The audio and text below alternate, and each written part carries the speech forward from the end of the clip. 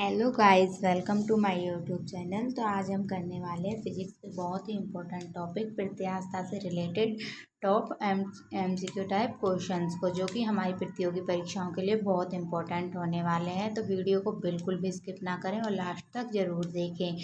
और जो पीडीएफ का लिंक है वो हमने वीडियो के डिस्क्रिप्शन बॉक्स में दिया गया है, वहाँ से जाके आप पीडीएफ डाउनलोड कर सकते हैं। तो जो आज की हमारी वीडियो बहुत ही इम्पोर्टेंट होने वाली है और ये हमने बहुत मेहनत करके बनाई है। तो सो प्लीज़ बिल्कुल भी वीडियो को स्किप ना करें और एंड तक देखें। तो जो हमारा पहला क्वेश्चन है वो है प्रत्यास्थता किस गुणधर्म को दर्शाती है। तो जो हमारी प्रत्यास्थता है वो किस गुणधर्म को दर्शाती है। विरूपण के बाद पुनः वस्तु अपने मूल आकार में लौट आती है, इस गुणधर्म को दर्शाती है क्या हमारी प्रत्यास्थता। अगला क्वेश्चन है प्रत्यास्थता का मात्रक क्या होता है। तो जो हमारी प्रत्यास्थता होती है, प्रत्यास्थता का मात्रक पास्कल होता है। अगला क्वेश्चन है हुक का नियम किससे संबंधित है। तो जो हमारा हुक का नियम है वो किससे संबंधित है, प्रत्यास्थता से संबंधित है, प्रत्यास्थता को ही बताता है। और हुक का नियम क्या कहता है, जो हमारी स्पीड होती है, गति होती है, उसका अनुपात होती है किसके, दाब के, कि जब हमारे दाब का मान बढ़ता है तो स्पीड का मान कम होता है, और जब स्पीड का मान जहाँ पर ज़्यादा होता है वहाँ दाब का मान कम होता है। अगला क्वेश्चन है हुक के नियम के अनुसार बल किसके समानुपाती होता है। तो जो हुक के नियम के अनुसार जो हमारा बल होता है वह विरूपण के समानुपाती होता है, यानी बल समानुपाती किसके होता है, विरूपण के। और जो यहाँ पे आ जाता है हमारा के, क्या हो जाता है, हमारा प्रत्यास्थता नियतांक हो जाता है, जो वो किसके बराबर होता है, विरूपण या विकृति बटे बल के। ठीक है। अगला क्वेश्चन है प्रत्यास्थता की SI इकाई क्या होती है। तो प्रत्यास्थता की जो SI इकाई होती है वह न्यूटन पर किलोग्राम होती है। क्या होती है, न्यूटन पर किलोग्राम होती है। कि प्रत्यास्थता नियतांक के बराबर किसके होता है, विकृति बटे या विरूपण बटे प्रतिबल के। तो इसका जो प्रत्यास्थता इकाई होती है वो होती है न्यूटन पर किलोग्राम होती है। अगला क्वेश्चन है हुक के नियम के अनुसार के क्या दर्शाता है। तो के हमारा प्रत्यास्थता नियतांक को दर्शाता है। अगला क्वेश्चन है हमारा प्रत्यास्थता किस अवस्था में सबसे अधिक होती है। तो प्रत्यास्थता ठोस की अवस्था में सबसे अधिक होती है। सबसे अधिक प्रत्यास्थता पदार्थ कौन सा होता है। तो सबसे अधिक प्रत्यास्थता वाला जो पदार्थ होता है वो कौन सा होता है, इस्पात होता है। अगला क्वेश्चन है तनाव का SI मात्रक क्या होता है। तो तनाव का जो SI मात्रक होता है वो पास्कल होता है। अगला क्वेश्चन है विकृति स्ट्रेन की इकाई क्या होती है। विकृति की इकाई होती है, विकृति की कोई भी इकाई नहीं होती है। अगला क्वेश्चन प्रत्यास्थता सीमा में अधिक बल लगाने पर वस्तु कैसी हो जाती है। तो अधिक बल लगाने पे जो वस्तु होती है वो हमारी अप्रत्यास्थ हो जाती है, यानी उस पर प्रत्यास्थता का गुण नहीं रहता। अगला क्वेश्चन है प्रत्यास्थता किन पदार्थों का गुणधर्म है। तो प्रत्यास्थता है जो किन पदार्थों का गुणधर्म है, ठोस पदार्थों का गुणधर्म है।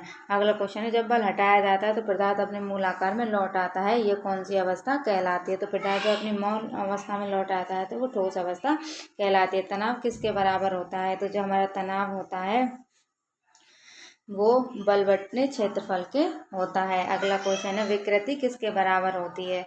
तो जो हमारी विकृति होती है वो लंबाई में परिवर्तन और मूल लंबाई के अनुपात के बराबर होती है।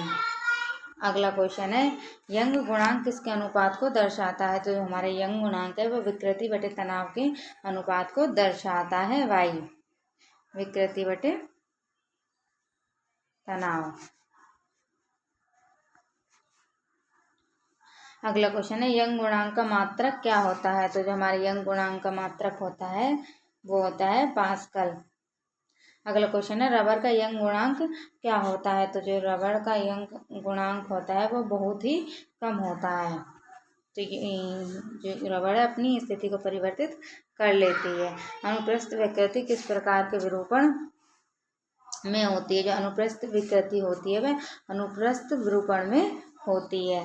अगला क्वेश्चन है हमारा, इस्पात की तुलना में रबर अधिक लचीली क्यों मानी जाती है?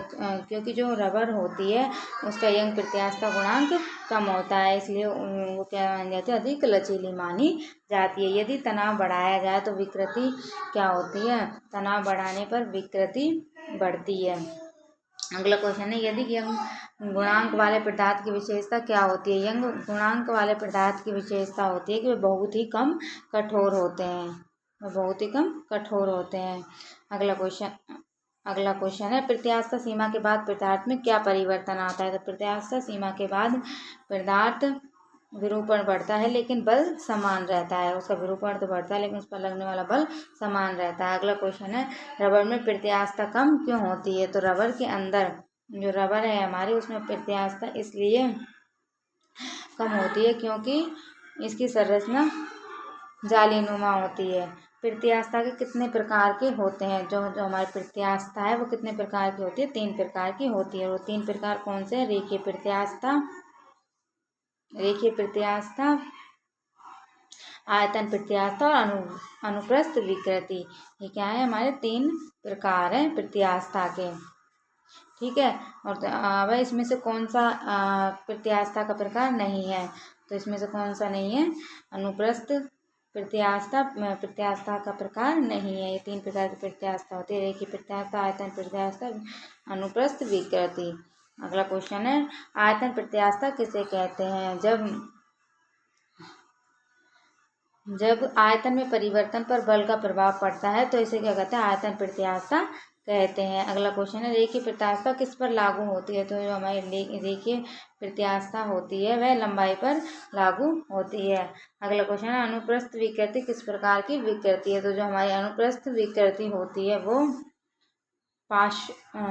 पार्श्व दिशा में परिवर्तन होता है। पदार्थ की प्रत्यास्थता किस पर निर्भर करती है? तो जो हमारे पदार्थ की प्रत्यास्थता होती है वह तापमान पर निर्भर करती है। तापमान बढ़ाने पर क्या होती है? प्रत्यास्थता का मान कम हो जाता है।